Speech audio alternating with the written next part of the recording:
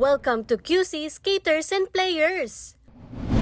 Bukas na ang kauna-unahang skate park sa Quezon Memorial Circle na may lawak na 3,700 square meters. May iba't ibang features ito na angkop para sa beginners, training at competition ng mga skateboarder. Kasabay nito, bukas na rin ang bagong tennis court sa QMC. The more QCity bus, the merrier! Nadagdagan ng 8 bagong electric buses ang QCity Bus Libreng Sakay Program bilang bahagi ng pagsusulong ng mas eco-friendly na pampublikong transportasyon sa lungsod.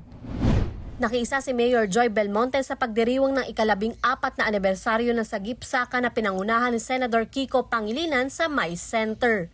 Layo ng programa na patuloy na suportahan ang mga magsasaka at mangingisda sa pamamagitan ng direktang pagbili ng kanilang mga produkto.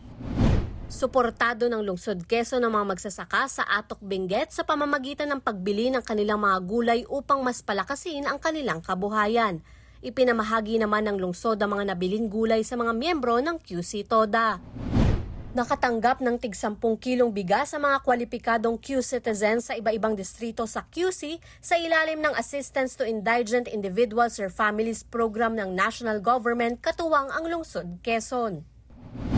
Personal na inabot ni Mayor Belmonte ang financial assistance sa mga pamilyang naapektuhan ng sunog sa Barangay Payatas at Nia Road, Barangay Pinyahan, habang patuloy naman ang pagbibigay ng tulong ng lokal na pamahalaan sa kanilang mga pangangailangan.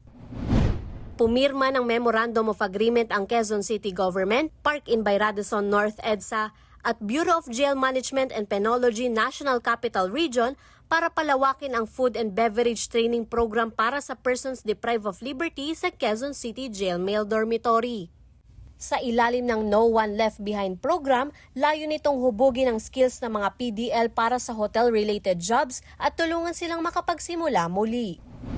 Pinag-usapan sa pulong ni Mayor Belmonte, mga kawani mula sa Harvard Medical School, University of the Philippines Manila National Institute of Health at Severe Trauma Infection and Complications Project Team ang mas pinaigting na kampanya ng lungsod laban sa hepatitis.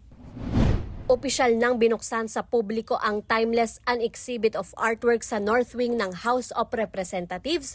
Tampok dito ang mga likha ng M Gallery sa pakikipagtulungan sa Congressional Spouses Foundation Incorporated. Ang malilikom na kita mula sa exhibit ay ilalaan sa mga programa ng CSFI.